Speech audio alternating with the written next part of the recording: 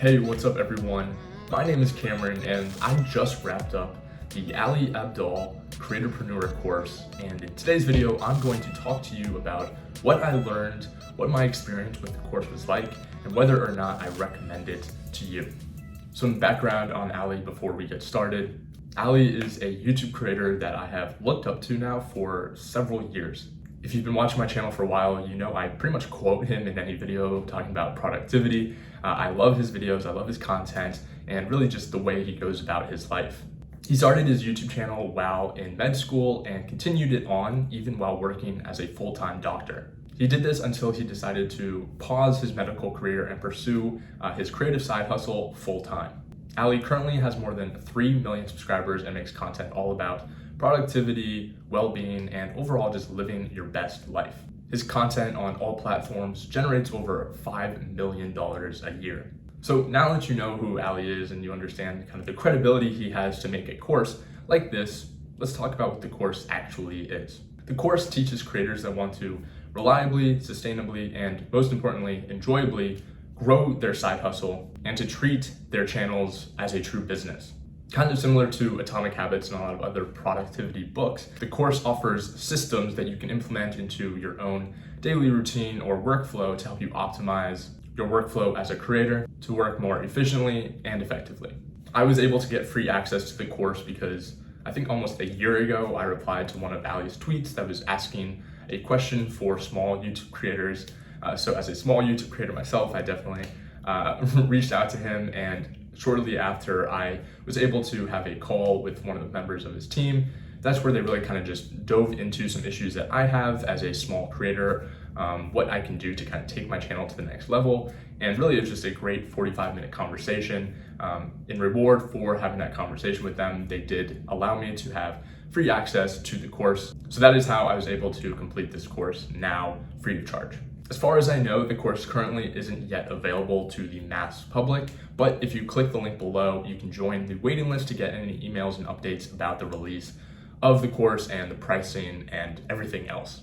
So before I dive into kind of more of the details and my experience with the course, let's just cut to the chase. Do I recommend it or not? And the answer is yes, 100%. I really don't think there's any other courses on the internet that have this type of information, and especially any course that comes from such a reputable and credible source like Ali. The production quality of this course was so high. I'll talk about it a little bit more later at the end, but really it felt like a truly premium experience to go through, complete the course, watch the videos, and I really enjoyed all of it. But I do have to say the course is definitely targeted towards a more experienced YouTuber. This is because the course kind of already assumes that you have a decent audience and that your videos are good and you're growing your channel. If that's not the case for you, Ali has plenty of other courses that are dedicated to starting your YouTube channel and growing it and creating some great content. So if that is more so what you're interested in, there are plenty of other resources from Ali to do just that. So the course is formatted into several modules, and the first one is starting out. Ali starts the course off with what he calls the 3-step framework. These 3 steps are first, get going, then get good, then finally get smart. What Ali says is the most important thing in starting this journey towards really elevating your channel is to start, to get going, to post content, and to not really worry about kind of the day-to-day antics of it, the details, just get going, and over time you really will see a lot of improvement. The example he used to kind of illustrate this is the pottery class. At the beginning of the school year, the pottery teacher splits up the class into 2. For 10 students, he says, your final assignment will be to work on and complete 1 vase. You will submit it at the end of class. You have the entire semester to do it. Good luck. Then for the other side of the class, he makes them work on a new vase every single day, but they still will be judged on that last one that they produce and send in at the end of the semester. Which group had a better vase at the end of the semester? Who got the higher scores? It was the people who were creating the vases every single day. They were going through the trial and error, learning from their mistakes, and really just giving themselves the chance to succeed and to fail. This is a mantra I've really used a lot in my life. I've heard the story other times before watching this course, and it really is just kind of so important to remember the importance of just putting yourself out there and going for it. There's a quote from one of my favorite books, A Gentleman in Moscow, that I feel really encapsulates the idea of this message. The quote is, "What matters in life is not whether we receive a round of applause. What matters is whether we have the courage to venture forth despite the uncertainty of acclaim." And I think that really kind of just nails down the idea that just post. Don't worry about what it looks like. Don't worry about the production quality right at the beginning. Just get your ideas out there, because after a while, you really will learn so much more by doing instead of just preparing to do. So after Ali introduced the course and kind of what the topics we would be diving into, it was time to define your goals. One of the exercises was envisioning your ideal work week in 3 years. This is really the first time I'd ever done an exercise like this for my YouTube channel. I've done similar things for kind of my business and my professional career outlook, but never really did this with my creative side hustle. So I'm just gonna read to you where I hope and aspire to be in 3 years with respect to this creative side hustle, which is my YouTube channel. I want to be making well into the 6 figures between my creator business and my full-time job. I'm making money both through ads on my videos as well as partnerships and sponsorships. I'm working several hours a week on my creative business, 5 to 9, but enjoying it. I want to have a lot of interaction with other people and companies, get invited to events and opportunities to network. My audience is now several 100,000 people, but very niche and supportive of me. I'm making content that interests me, finance, productivity, learning. I'm shaping my life either as a working professional or as a MBA/law school student at a great university. It is still just me. Maybe I have an agent, but I am my only responsibility. So that is kind of where I aspire to be in a few years. Not a full-time YouTuber by any means. It kind of will just be a supplement to my income already and just a creative outlet for me to express, whatever my interests are and to help other people out along the way. In the course, Ali describes what he calls the Creatorpreneur spectrum. Along this spectrum, there are 3 different categories that a creator could fall into. The first is a solopreneur, which is kind of what I am, just doing it all myself. Second, it's a lifestyle business. And third is a performance business. In the course, Ali asks you to kind of decide where you want to be. And so when I was working on this exercise, I really just decided I wanted to continue being a solopreneur. I didn't want to have a lot of responsibility. I didn't necessarily think I need other people on my team just because, like I said, I just want this to kind of be adjacent to the other things going on in my life. But it was really cool that the course by Ali required me to think about this, because honestly, this isn't something I had ever really contemplated before. So the next module of the course is workflow and kind of how to optimize your system. The biggest takeaway I got from this module was finding your niche. Ali talks a lot about how to find your niche and to determine kind of the direction that you want to take your channel. Ali brought up something called the hedgehog concept, and I don't remember the connection to a hedgehog now, but the idea is that we're a lot more likely to succeed as a creator if we devote our time, energy, and resources into one thing that we really enjoy and do really well. He brought up the example of Leo Messi, who is arguably one of the best soccer players of all time. He is phenomenal with his left foot, but average, let's say, with his right. If when he was younger, he devoted more time to trying to balance out the two and working on his right foot, he most likely would not be where he is today. Instead, he focused on his strengths, which is his left foot, and because of that, he's become a dominant player. So Ali really wants us to figure out our own hedgehog concept. What is one thing that we can do really well, but also enjoy? Ali provides 3 questions to kind of help you gauge what this might be. The first is, what am I deeply passionate about? What can I be the best in the world at? And finally, what drives my economic engine? So next, it's all about identifying your target audience. To do this, they really just advise you to envision the target person watching your videos. And oftentimes, it's typically you a few years ago. I think that's kind of a cool way to look at it, especially for my channel, where a lot of my content is applying for internships and applying for jobs and how to succeed in college. And I mean, that is perfectly in line with what my interests were and what my focus was 2-3 years ago.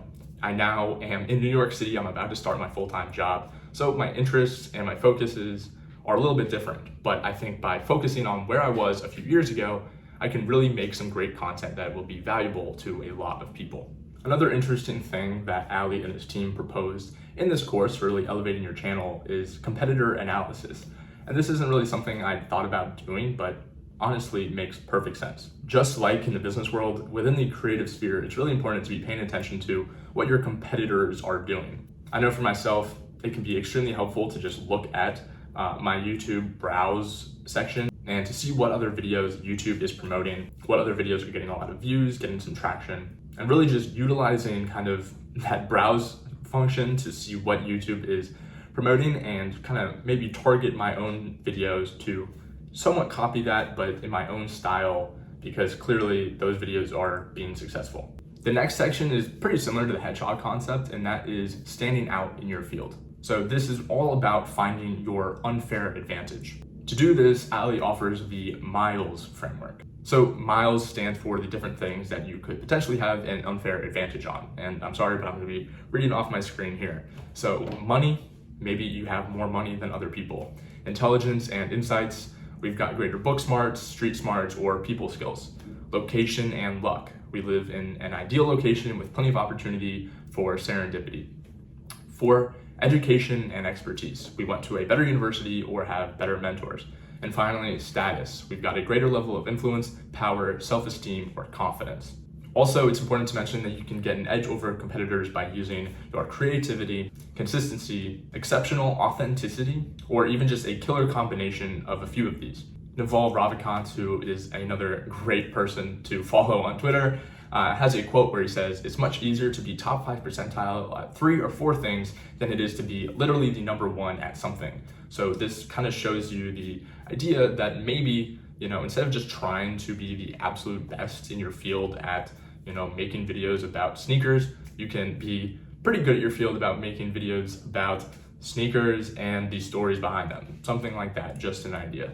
This exercise really required me to think about who I am and what advantages I can offer to my channel. I think I do have some pretty niche knowledge for my age demographic on estate planning, personal finance, and productivity. I also now live in New York City, which is a location that offers so many great opportunities that you typically don't get in other parts of the country. I also feel that I have some good self-confidence, and in college I was pretty well involved, which is what allowed me to get a lot of other opportunities in my life. The next module of the course was all about cash flow. This module really required me to rethink how I thought about monetizing my business. So most creators make the majority of their income through affiliate links and brand deals, and that is not the case for me. I make the majority just through Google AdSense. I won't go too in depth into the details of this just because it is pretty niche information, but Ali does provide some very in-depth knowledge about different sales funnels you can use and how to create valuable products for your viewers that appeal to your target audience. Honestly, a lot of this module is very similar to stuff I have learned in marketing and advertising courses. It's very by the book, but it's targeted and tiered towards creators, which is something that honestly you don't get a lot of exposure to in a formal education. So now the final module of the course is Outflow. And this last part of the course teaches us to not just leverage systems, but people. Topics in this module cover how to know what position to hire for, where to find freelancers, writing a clear job description, and how to work with a team. In full transparency, this was a section I kind of watched through at 2 times speed. I'm definitely a very small YouTube channel. I am not at a place where I could hire freelancers or a part-time employee. And I know Ali talks a lot about, kind of doing that before you think you're ready. But I think for myself, I'd honestly still enjoy editing my videos. So if that was a part of the process that I really didn't enjoy, I think it would be a different story. But because that's where I'm at, I also just feel comfortable doing it myself and wouldn't feel comfortable paying someone else to do it at this point. This whole section didn't really apply to me just because I'm still kind of at the beginning stage of that exponential growth. So finally, to conclude the video, I definitely do recommend this course to any creator that has an established YouTube channel and is really looking to take their revenue and their monetization of that channel to the next level. As I said before, the layout of this course was very easy to understand and to navigate. The course also came with a full Notion workbook template, which allowed you to complete the exercises along with the modules. Everything looked very premium, and the production quality of the videos, like I said before, was top notch. Ali and his team did a great job creating this course for you guys. I know that I personally will probably be referring back to a lot of the videos here in the next several months. And I'm looking forward to see what this course can do to my YouTube channel and hopefully taking it to the next level. So with all this being said, I really hope you enjoyed this video. As always, like, comment, and subscribe. Follow me on Instagram or ask me any questions right here at Galbraith. And sorry about that siren outside. That's the deal when you live in New York City. But I'll see you in the next one. Have a great day.